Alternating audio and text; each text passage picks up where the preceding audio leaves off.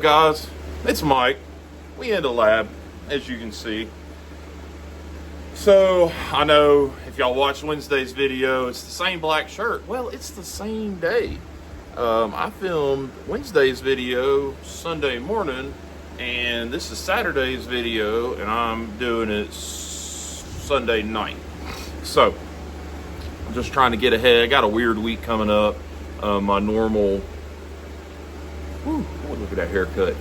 My normal week's a little different this week. I usually DoorDash in the afternoons on Thursday, Friday, and Saturday when I don't have my daughter. Well, this week I've got to do Monday, Tuesday, Wednesday, maybe Thursday, because it's my fiance's birthday this weekend. I want to make sure that that's all her attention. Like, you know, she's turning 21. Got to make sure she's good. So this video will come out Saturday morning. Her birthday is Friday. So I'm going to link her some of her social media down below, and y'all sneak by and tell her happy birthday. She would enjoy it. So today's project is not a restoration, but a preservation. I found this little gem this weekend, but it's last weekend, and it's not perfect, but I fell in love with the look of it. This is I couldn't tell you the date. I've tried to look, and I don't have the knowledge. This is a Robert Klaas Kissing Crane Stockman. So, but it's got, I don't know what to think about it. So here's the main blade. I mean, it's not perfect, but man, there's still a lot of knife left on that, and I really like it. I really like the look of the handles. So I picked it up. Plus, it was $5, and I'm not gonna bypass that one. My phone's making weird noises. So the pawn shop that I went to had it listed as a Chinese knife, and I picked it up, opened the main blade, and it said, let me see if we can, at rust free, which is rust free or stainless steel. But the weird thing about it is the main blade says that, and the main blade is stainless, but when we open up the sheep's foot blade, and it's been soaking, so I'm still getting rust and stuff out of the pivots. The sheep's foot blade and what would be the spay blade are patinaed like carbon. So I don't know much about the manufacturer. I've heard of it, obviously, and everybody's heard Kissing Crane, but and that should be the spay blade, but there's not much spay blade left. But here's the kicker: half stops. Also, half stops. So I saw it, $5. I'm like, I'm gonna take it home. I'm gonna save it. I'm gonna put it into the rotation. We're gonna carry it. Maybe it gets thrown in a box at some point and gets shipped somewhere else. I don't know. But I'm gonna clean it up. I'm gonna enjoy it. And that's all I'm gonna say about that. So without further ado, let's get this camera facing down, and we're gonna get started on this. Y'all hold on real quick. All right, guys, so like I said, we are going to get started on a preservation of this Robert Klaas Kissing Crane. So I'm thinking that this thing's probably soaked for 34 days. So the channels are very funky, very corroded. It looks like the knife has a sweep in it, probably from sitting in a pocket. It could just be how could be an optical illusion. So, but that doesn't matter. I still love it. It's going to be a really sweet little piece when I get done. And yeah, so let's attack these channels right here first. I'm going to get, which I should have done all of this beforehand, gonna get all of my tools set out. Got my picks and stuff out. Still tweaking on the on camera angles and stuff. This is a little different. So we've got our best friend, Mr. Dremel. No, not Mr. Dremel. That sounds weird. So I'm going to start off with this wire brush. It's soft. It's not very abrasive, but ooh, wait a second. Let's get a pick here. I thought I got everything out. Thought I saw something in there. And there's so much stuff in this thing, guys.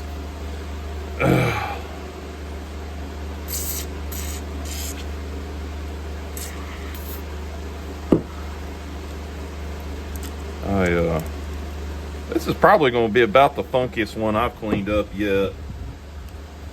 Usually it's just the blades are a little funky or something like that, but this one's just about rancid. So let's this thing makes all sorts of hellish noise.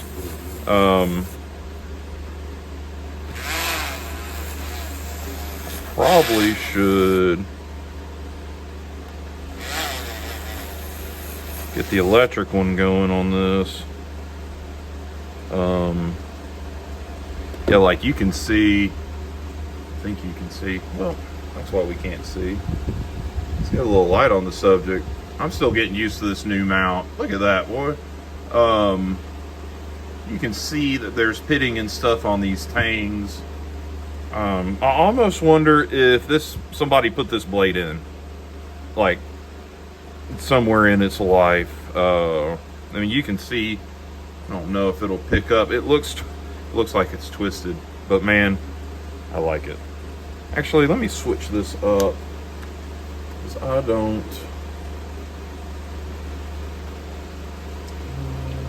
want this one.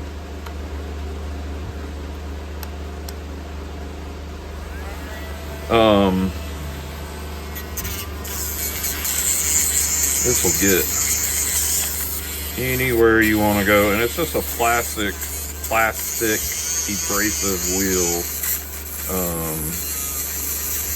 It's not gonna hurt anything. It won't hurt your bone if you're working on bone. And it's really just good to get in those channels and really clean them.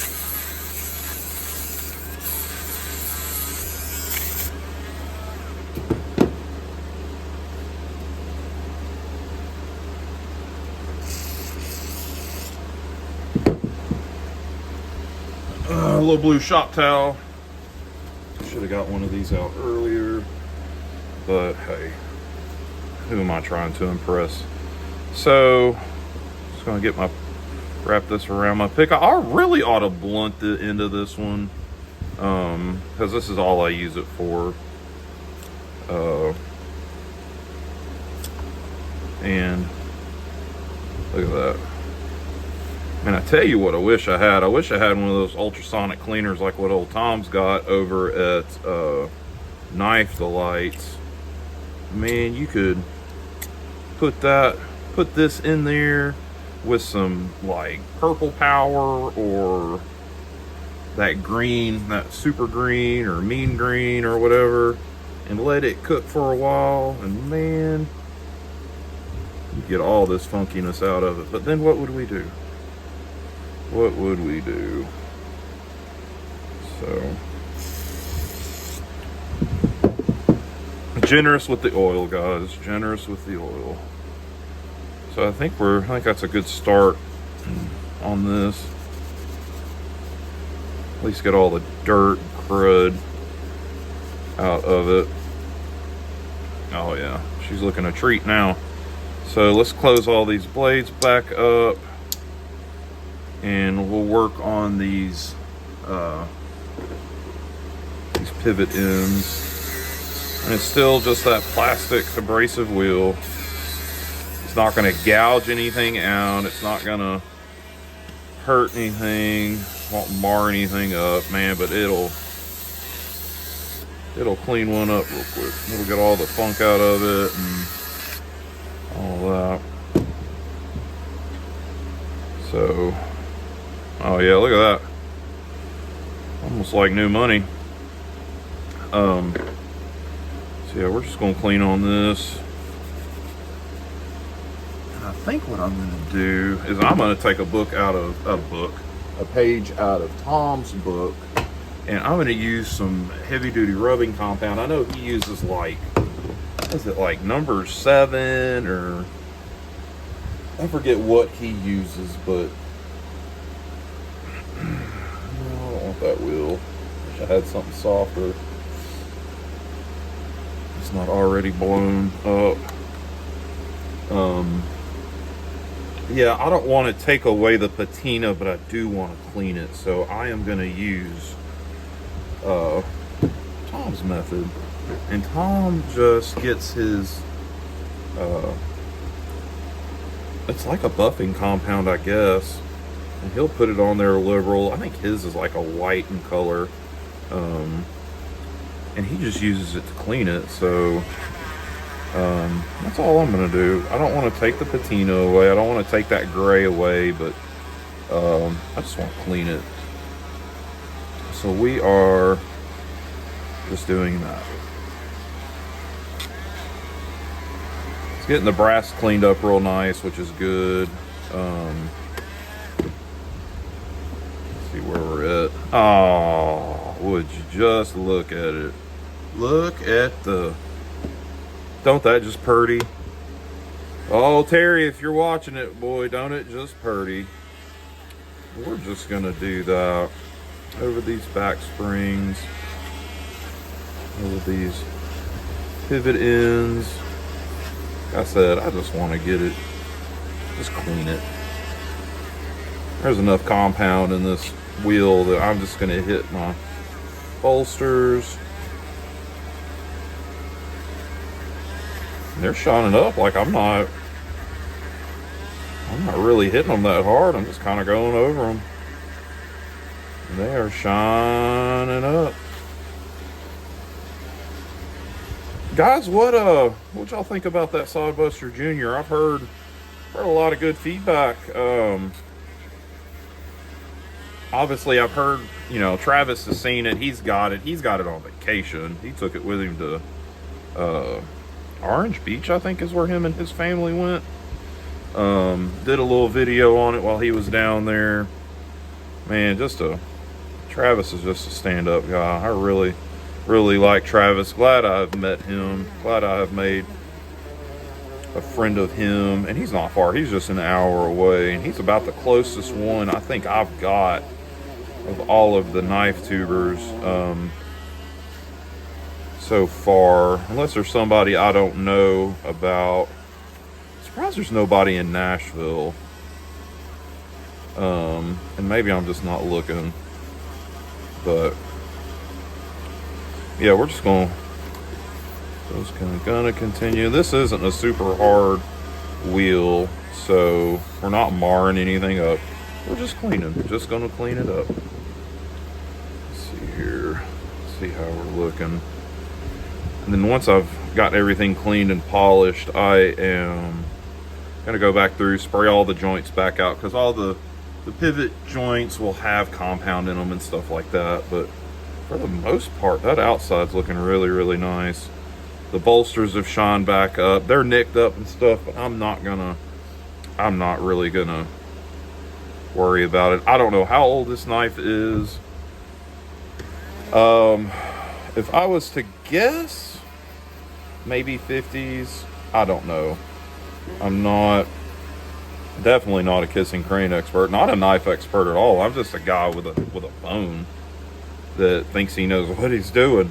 I'm just standing on the shoulders of giants at this point. Oh, Kevin and Tom.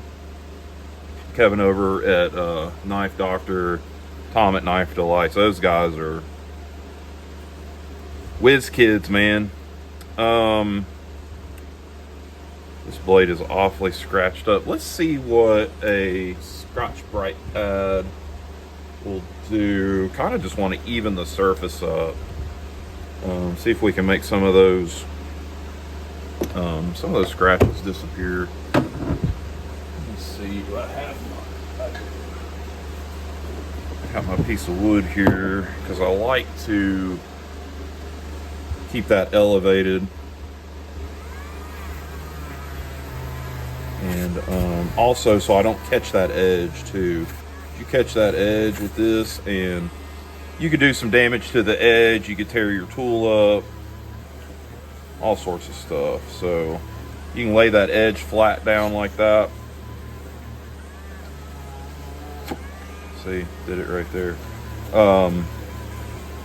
I could sand. If this blade wasn't as whittled down, I would probably spend some time and sand and buff and sand and buff, but it's just not. That actually turned out pretty good. Let's wipe this off. It kind of evened her up. It's still got there's deep scratches in it, but I'm not gonna, let me get that that nail nick, that long nail nick.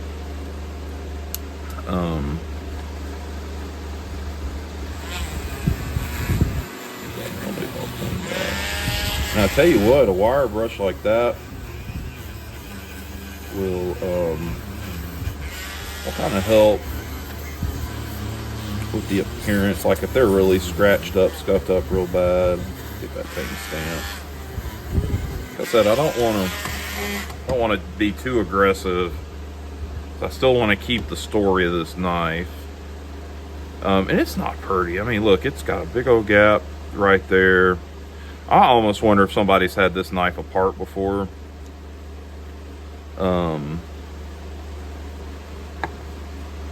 Just the looks at it, that's kind of what it looks like. But hey, I am not mad at it at all. It's still a really pretty knife.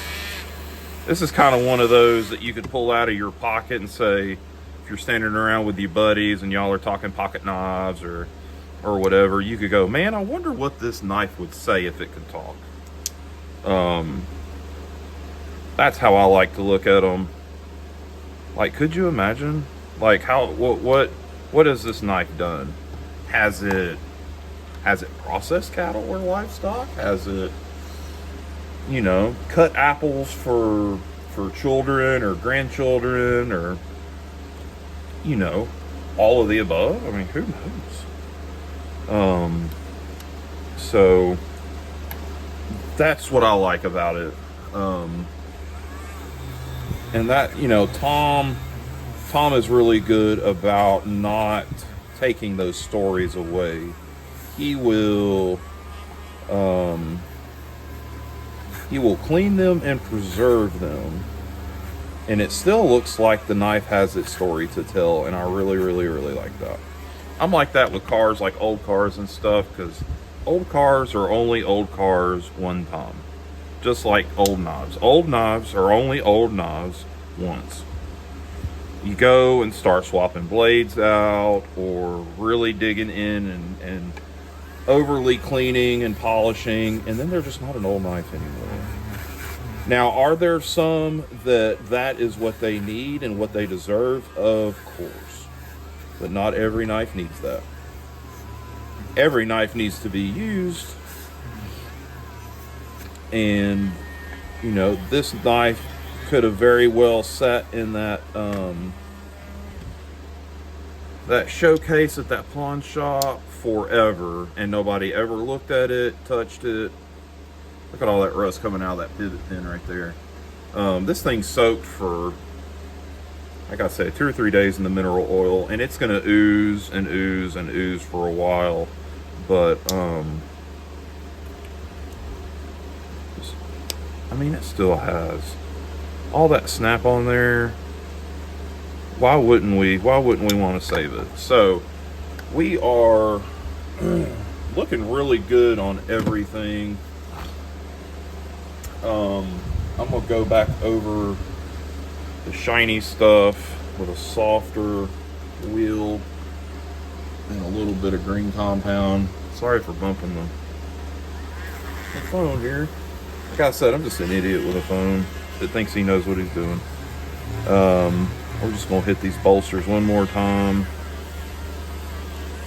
I like having, like, nothing else can be shiny on this, and these bolsters could be shiny, and that just makes me happy. It really does. It's like Bob Ross with his happy little trees. Like, man, shiny bolsters on an old knife, man, they make me smile. Like seeing the ice cream man or something. So that's looking good. Let's hit this other side. Also, you can look and see the bolsters on each end these are fat and kind of snubbed, and these are more of a long skinny. Yeah, I don't know. Like I said, if this thing could talk, what would it say?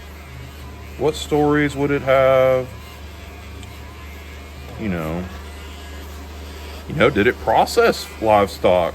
Did the spay blade actually get used as a spay blade? You know, what? Did it process small game? Did it, cut apples? And did it, cut up a sandwich at a picnic with a loved one? We don't know. But man, if it could talk, I wonder what it would say.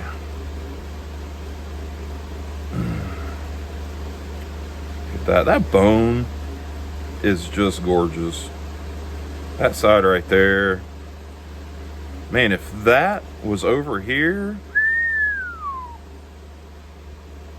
I almost wonder.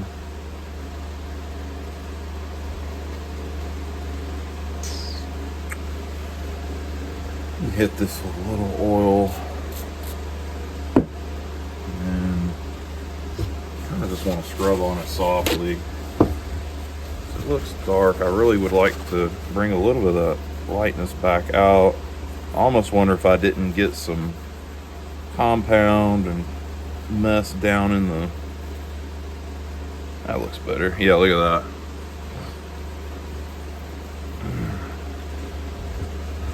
So let's get her open back up here. Man, guys, I really, really like this knife. I will, even after this video's over, I'm going to continue loving on it. I'm not going to sharpen it on camera. If that's something y'all want to see, though, let me know. And I will for sure do that in the next one. That's just you're just watching a knife go back and forth on a stone. It's not like it's rocket science or,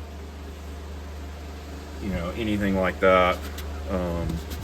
But I will tell you, we're going to do a little never dull. I will tell you that when this is all said and done, this knife's going to be sharp.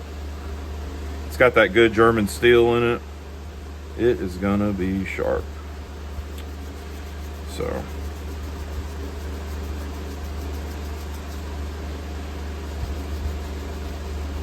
Oh, yeah. See, it's got a bunch of... I don't know if it'll pick it up on the camera or not.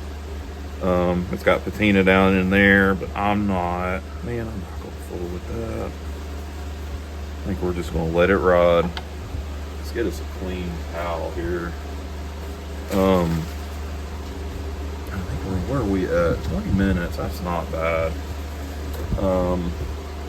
About all I want to do is 30 on a video. This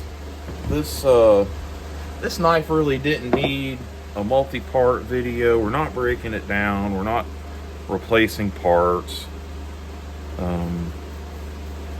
So just did not see the sense in doing a multi-part. So yeah, you can see that brass is shined up real nice. I left all that patina and that good carbon steel.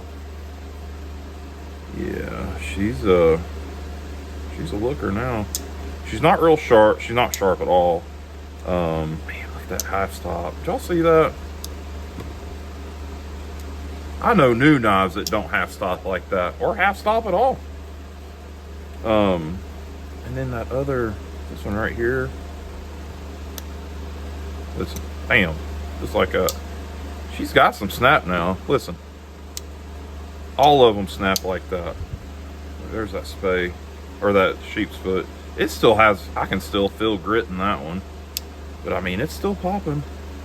Like I said, you know, these old knives, when they've sat and not been used, they will, and especially if they've started to rust, they will continue to rust and rust and rust and rust. So if you've got one, and at least put a little oil in it. I'm gonna do some 3-in-1 in this one when we're done, in the pivots. I tell you, that 3-in-1, man, it's good stuff. All right, I think we're just about as clean as I want to go with this one. Like I said, if this main blade still had its belly in it, had that long swoop, man, we'd be cleaning on this. This would be a 3 or 4 parter. Yeah, you can see, let me see if I can show y'all. So you can see that liner right there has an offset to it. So this thing is like, I bet it's like twisted. I'm not gonna try to fix that. I'm gonna leave it the way it is. But yeah, I mean, shoot, this is still a usable knife. I'm gonna put it in a slip, and I'm gonna carry it. I'm gonna get it sharpened tonight when I'm sitting in bed watching TV. I'm gonna put that old field guided sharpener on it, and we're gonna get it cleaned up. Or not cleaned up, it's already cleaned up. Let's go ahead and get that 3-in-1. We'll go ahead and get that part done. Man, I wish, do y'all remember the metal 3-in-1 cans that would like pop? They would oil can pop. Man, I don't guess they make them with those cans anymore. I'm just gonna run some of that oil down in there. Like I said, this 3-in-1, man, I've used all sorts of stuff, gun oil, all sorts of stuff, and this 3-in-1, man. And this is the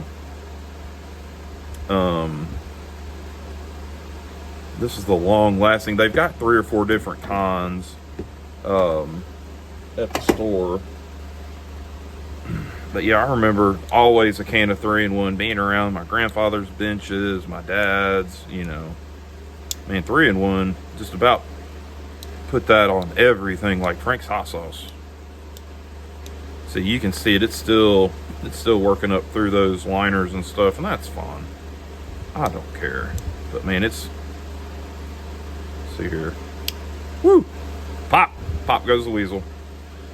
Guys, that's about it on this knife. Let me get this camera angle turned back around, and we'll have a little chat, and I'll let y'all go. Hold on a minute. Guys, that looks washed out. Let me see here. Yeah, that looks a little better. So, we're done. Let me zoom out a little bit. No, it won't zoom out. So, done with all of the cleaning, rust prevention. I'm gonna go sit and sharpen this up. I may have it in my pocket tomorrow. If y'all don't follow me on Instagram, go give me a follow over there. I post stuff every day, what's in my pocket, to just all sorts of stuff. I also have TikTok. I'm always posting craziness on TikTok. And it's Make Cutlery Great Again on both of those. So Make Cutlery Great Again on Instagram and on TikTok. So, well, I tell you, don't that just purdy? I like it. I like it. So, that's it for that knife. So, I think in the next one, I really want to get into this one. And let's do a little pre-game. We'll just kind of go over it for a minute. So, this is a Imperial Frontier Trapper. It was labeled as a 2-blade dogleg jack, but I think it's just a trapper. I could be wrong. Now this thing is perfect. The blades are perfect. There's no, all the meat's still there. I think this thing has been hot, been in some sort of fire or maybe a car fire or something, because you can kind of see, you can see where the, so that's dark. You can see where it's not dark, where it was behind the handles. And same with the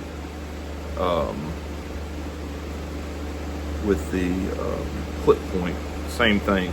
Then the handles almost look melted, and I don't know if that's gonna come through or not.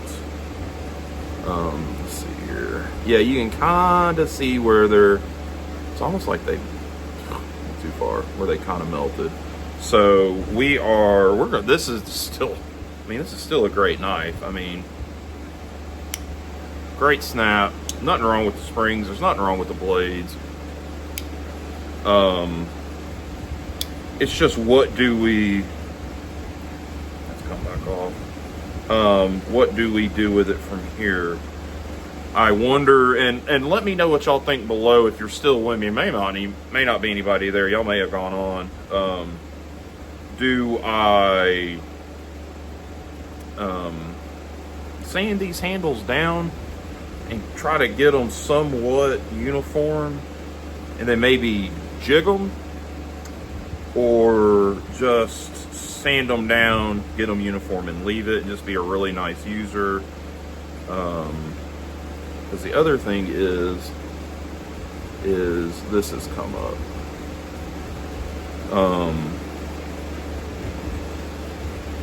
There should be, I think those pins are decorative, honestly. Tried to put some epoxy down in there and it didn't hold, but there's also still a lot of mineral oil in there. So what do you guys think? And I've got the wonderfulness of eBay. So I actually am going to have 2 of these. By the time this video shows, I'll have another one. I put a bid on one that was like in really good shape, and put like a $10 bid on it, and it still had like 4 days left. So I'm like, there ain't no way somebody's going to jump on that. Nobody did.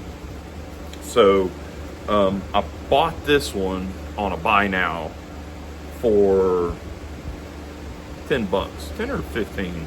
So I got this one, and I got that little Stockman that y'all saw in the Wednesday video on the same day, and I have less than $30 between the 2 of them. So anyway, so I got this one and bought it. It was on its way, and then I got the notification that I won that won the auction for the other one. And the other one is just it needs a good cleaning, but it's not near as bad as this one. So how do we save on it? Do we, here, kind of propped up here, do we sand it down and leave it? Do we sand it down and jig it? Do we just leave it and polish everything, polish the bolsters, polish the badge, get all that brass nice and shiny and leave it? Or do we take the covers off? Not dismantle, I'm not gonna dismantle it, but just do recovers on it and do like a black micarta? Maybe try to keep the badge. I could probably inlay that in some micarta. I don't know, or really cool like a black acrylic or something that's got some texture to it. I don't know, maybe we just get into it and see how it goes, and we'll just go from there. But that should be, y'all may start seeing that this next week on my midweek video. So just stay tuned for that. You never know, something else might come in, and we still got that bad boy too that I do not know quite yet what I'm gonna do. This is the case, bear with me, DU104L FGSS, and it's the Dux Unlimited, and it's just missing the badge. I've got a 40 cal Smith & Wesson that will actually look really good in there because it'll match the bolsters and everything. That's all that one really needs, and a sharpen, and that's it. I may make a slip for it that's got a pocket clip on it. I don't know. I'm rambling. So, guys, y'all be good. I think that's about all I got. Y'all be good. Stay safe. Keep your head on a swivel. Be your brother's keeper. And until next time, guys, y'all stay up. Peace.